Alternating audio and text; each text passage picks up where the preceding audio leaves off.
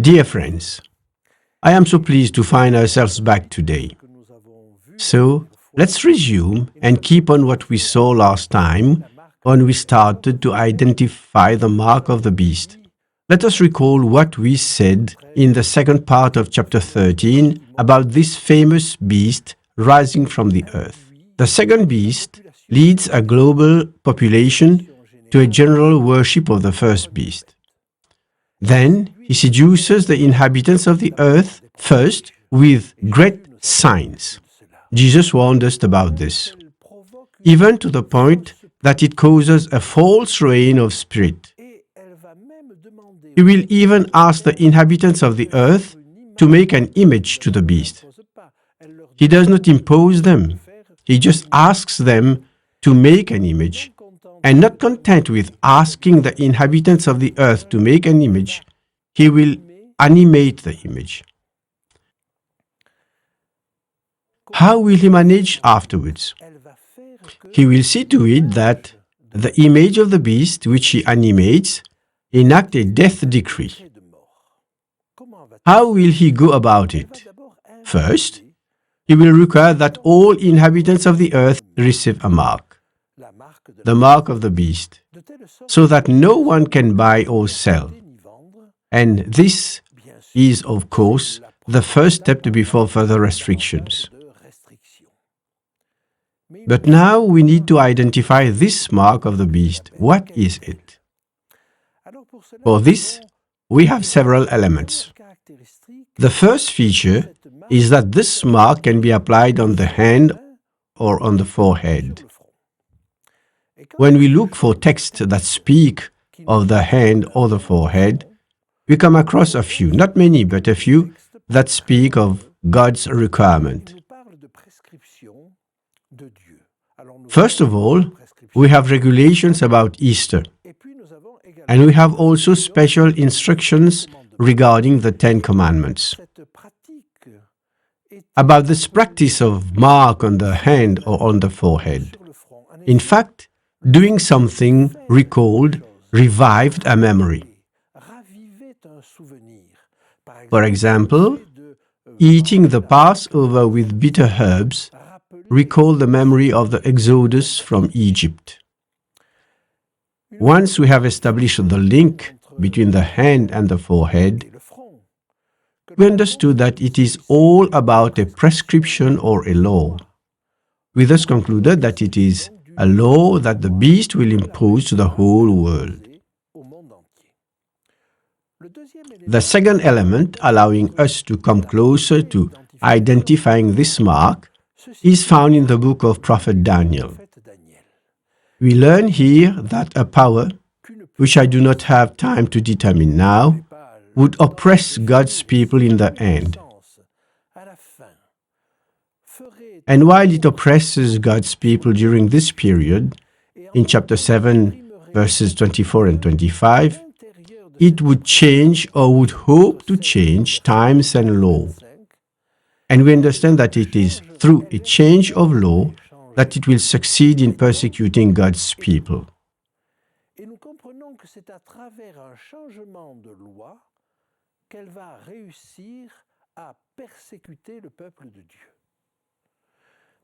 Consequently, we come to the conclusion that the mark of the beast is a law of God that has been changed, diverted to make it its own law.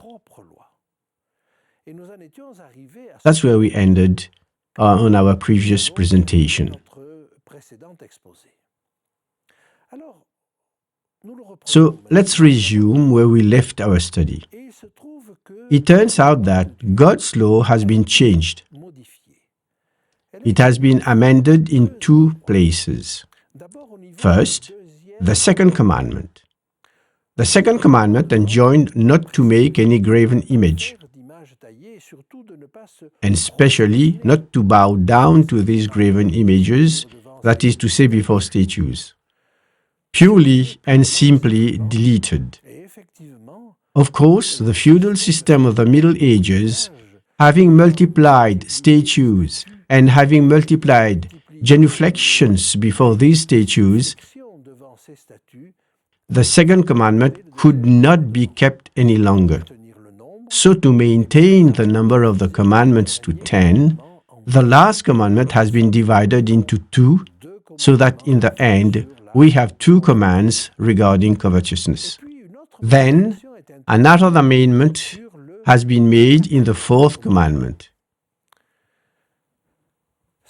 This change seems insensitive, but it moves the day of rest from the seventh day, Sabbath, to the first day of the week, Sunday. This means that instead of observing the Sabbath, this system, since Constantine, has imposed the observation of the first day of the week, Sunday, as a day of rest. Since then, most Christians observe Sunday as a day of rest. Then you may ask, is that so important? Yes, indeed, it is important, and we'll see why. This is especially important because God has made this Sabbath, this day of rest, Saturday, the seventh day, a sign. And the sign concept ties up with the mark concept. It is a visible sign as a seal. So, let's look at these texts that talk about this visible sign, which is the observation of the Sabbath rest. Well, we find the first one in the book of Exodus, chapter 31, verse 13. Exodus 31, 13. Speak also to the children of Israel, saying, surely my Sabbath you shall keep, for it is a sign between me and you throughout your generation, that you may know that I am the Lord who sanctifies you. A second text tells us also the same thing. We find it in the book of Ezekiel, chapter 20, verse 12. Ezekiel 20, 12. Moreover, I also gave them my Sabbaths, to be a sign between them and me, that they might know that I am the Lord who sanctifies them. And in verse 20, we have almost the same idea, but with a small nuance. Ezekiel 20, 20. Hallow my Sabbath, that they will be a sign between me and you, that you may know that I am the Lord your God.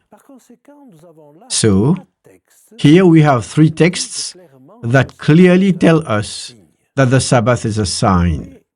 But there must be a link between the signifier and the signified.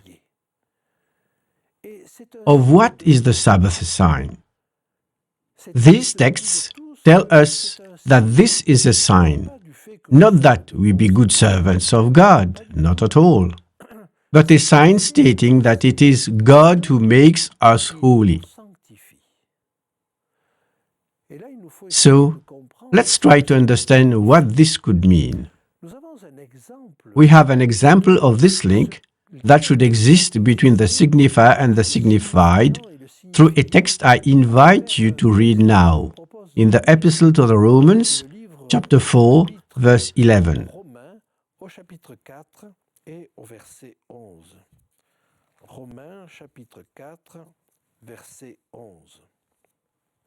Romans 4:11. And he, that is Abraham, received the sign of circumcision, a seal of the righteousness of the faith which he had while still uncircumcised, that he might be the father of all those who believe, though they are uncircumcised, that righteousness might be imputed to them also. Abraham received the sign of circumcision. This was the sign that he received, righteousness on behalf of God. But what is the link between the two? That sign of circumcision revived a special memory, the memory of the covenant God made with Abraham. In chapter 15 of Genesis, we find the following story. Abraham cut a couple of animals in two. and placed each piece opposite the other. All day he has been chasing away birds of prey that came down on the carcasses. Then evening came, and he fell into a deep sleep, and God, in the form of fire, passed between these animals. That is, God and Abraham went through the same path. But what is the link with the fact of cutting? Probably, the idea of cutting the animals referred to the Hebrew expression to cut a covenant, not to make a covenant. That was probably also the idea of giving up a part of oneself, giving up perhaps a little of this secret garden of ours, the guilty pleasures we try to keep, the old man, as the Apostle Paul states it. It was also a sign exposing the nakedness of his soul before God. You see that there is a meaning link between the signifier and the signified, between gesture that is made and what it represents in the heart and in the mind. So with the Sabbath. Does keeping the Sabbath make sense? Does the observance of Sunday make sense? Yes, it does. Observing the Sabbath means simply to rest. On that day, God does not ask us to do something. He asks us not to do the work we usually do, the work we can do on the other days of the week. Besides, the commandment itself says, 6 days you shall labor and do all your work, but the seventh day is the Sabbath of the Lord your God. What does this have to do with our spiritual life? This means that to sanctify myself, since it is the sign that the Lord is the one who sanctifies me, I do not rely upon myself. I rely upon God's work.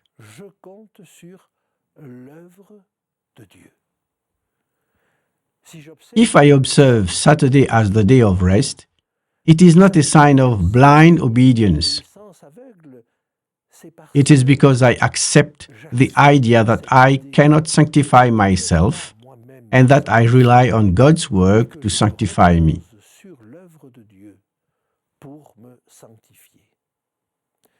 In short, I do not choose that day. I take it as it is given to me. On the other hand, if I choose another day, then this only choice is already a deed. And this deed means that I am building my relationship with God on a personal choice, which is different from the choice God has made. This means that I intend to build my sanctification, and beyond, I pretend to build the city of God on earth. I intend to build human happiness. I pretend to build his spiritual life on this basis. And if someone comes to hinder me in this scheme, I get rid of him, and thus I become persecutor.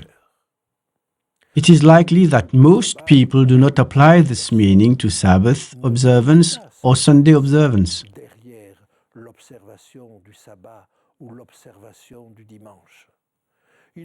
It is likely that most people do what their parents did. Nevertheless, it is extremely important to maintain this meaning. The rest God offers us is not a simple rest that consists of doing nothing. He does not tell me not to do anything that day, but to not do what I usually used to do. It's like a fiancé telling his fiancée, "Well, devote that day to me."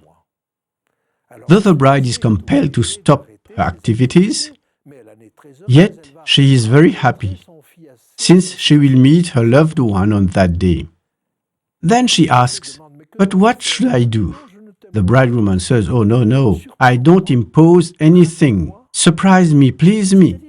Which means on that day I can do whatever I want to do for God, praising Him, thinking, meditating, having a break on my daily path of work, and rest on Him.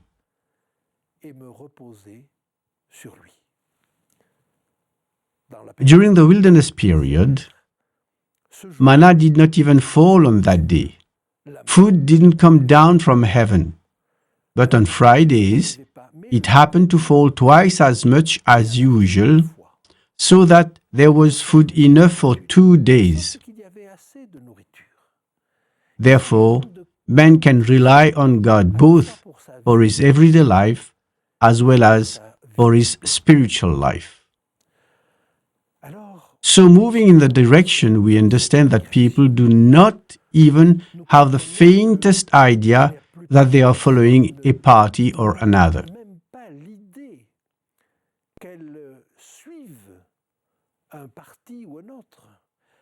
It does not even come to their mind that by observing Sunday, they are paying allegiance to an authority which is none other than this church, this feudal system of the Middle Ages, which imposed Sunday rest. Because it is a political authority that indicates it in the person of Constantine. But it is a political figure in the person of the Church who relayed it. You see, as we come up to this point, we need to stop and ponder for a while. We must know what to do about this practice we have of observing a day of rest. But it's also true for all other practices. What does this practice really mean to me?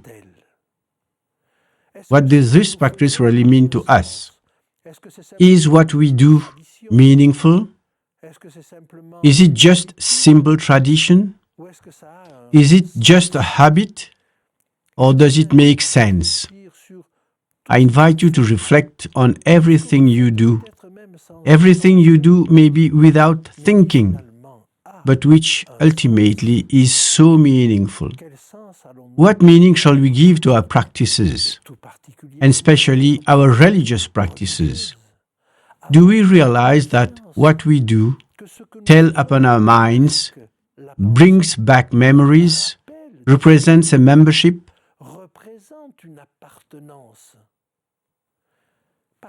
For example, the act of observing the Sabbath is a reminder of creation.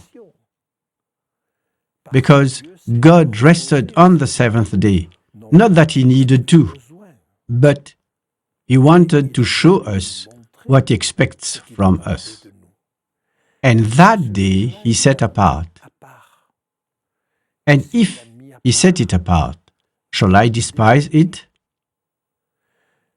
The Sabbath is also a reminder of exodus from Egypt. That is the exodus from my own sin, the exodus from slavery. So it makes sense.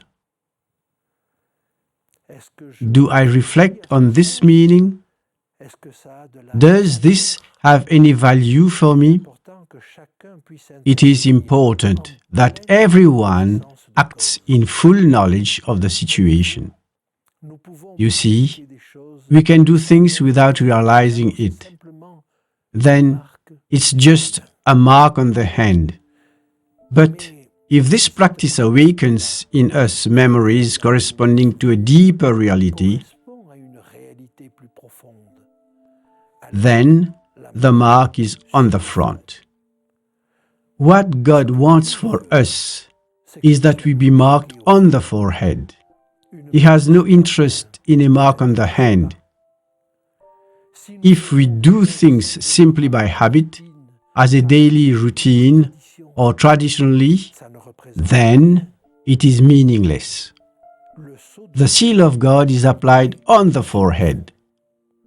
On the other hand, the mark of the beast is applied on the forehead or on the hand. The beast is satisfied with a worship, a practice that is a routine, that is a pure form of allegiance. But that's not the case with God. So, which side do we stand on? What do we make of this practice? Does it make sense? Because you see, if it does not make sense, thus we believe it is neutral.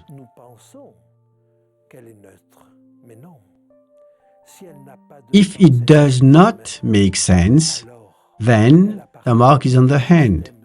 So it belongs to the beast system, which is merely ritual.